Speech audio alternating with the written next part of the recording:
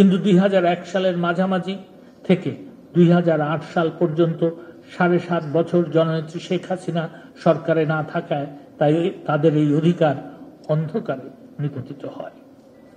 এরপর 2009 সালে জননেত্রী শেখ হাসিনা দ্বিতীয়বার ক্ষমতায় এলে আইনি সহায়তা কার্যক্রম পুনরায় আলোর মুখ দেখে।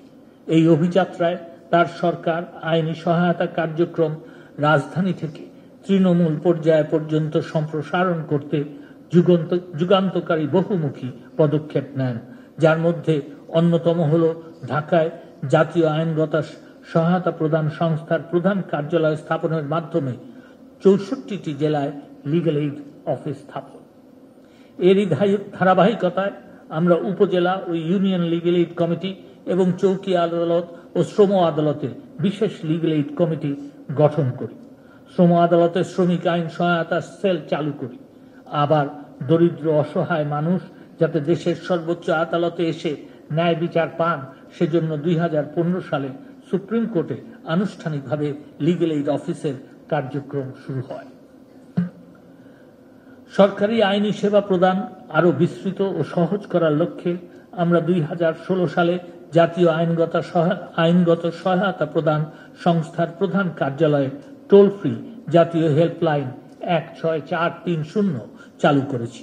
এছাড়া লিগ্যাল এইড কার্যক্রমকে জোরদার করতে প্রতিটি লিগ্যাল এইড অফিসে একজন করে জুডিশিয়াল অফিসারকে পূর্ণকালীন লিগ্যাল এইড অফিসার হিসাবে পদায়ন করা হয়েছে। সম্মানিত উপস্থিতি, আপনারা জানেন মামলার সঠিক ব্যবস্থাপনার পাশাপাশি বিকল্প বিরোধ নিষ্পত্তি পদ্ধতি বা এডিআর মামলা জট নিরসনের সহায়ক একটি পন্থা হিসাবে বিশ্বব্যাপী স্বীকৃত। জার্মান সরকারের উন্নয়ন সংস্থা জিআইজেড এর এক সমীক্ষায় দেখা যায় বাংলাদেশের 87% স্থানীয় মানুষ স্থানীয় পর্যায়ে বিরোধ নিষ্পত্তিতে আগ্রহী এবং শতকরা 30% নাগরিক প্রাথমিক দ্বন্দ্বের কারণে প্রতিবেশীর সাথে ছোটখাটো বিরোধ বা মারামারি যা স্থানীয়ভাবেই নিষ্পত্তি যোগ্য। এটি খুবই আশার কথা হলেও আমাদের স্থানীয় পর্যায়ে বিরোধ নিষ্পত্তির হার অতি নগণ্য। এর মূল কারণ সামাজিক পরিবর্তন, সামাজিক উন্নয়ন, মানুষের ব্যস্ততা এবং মধ্যস্থতাকারীদের প্রতি আস্থার অভাব। এমনই অবস্থার প্রেক্ষিতে বিবেচনা করে আমরা 2015 সালে আইনি পরামর্শ ও বিকল্প বিরোধ নিষ্পত্তি বিধিমালা প্রণয়ন করেছি এবং এতে লিগ্যাল এইড অফিসারদেরকে মধ্যস্থতা করার পর্যাপ্ত ক্ষমতা প্রদান করা হয়েছে। সুখবর হলো উক্ত ক্ষমতা প্রয়োগ করে লিগ্যাল এইড অফিসারগণ জুলাই 2015 সাল থেকে মার্চ 2024 সাল পর্যন্ত 1,10,436টি বিরোধ নিষ্পত্তি করেছেন। তারা যেহেতু বিচারক এবং আইনি বিধিবিধানের অধীনে মধ্যস্থতা করে থাকেন, তাই লিগ্যাল এইড অফিসগুলো এখন বিকল্প বিরোধ নিষ্পত্তিতে মানুষের আস্থার প্রতীকে পরিণত হয়েছে। এই আস্থা আমাদের ধরে রাখতে হবে, এই আস্থা আমাদের আরো মজবুত করতে হবে।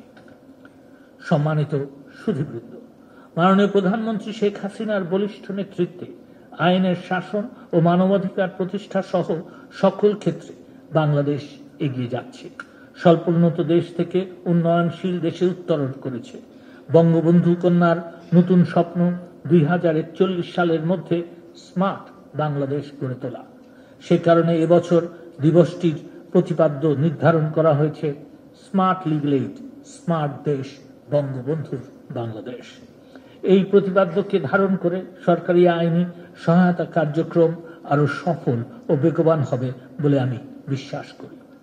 শেষ করার আগে শুধু বলবো, আমাদের মূল উদ্দেশ্য দরিদ্র অসহায় মানুষকে আইনি সহায়তা প্রদান করা।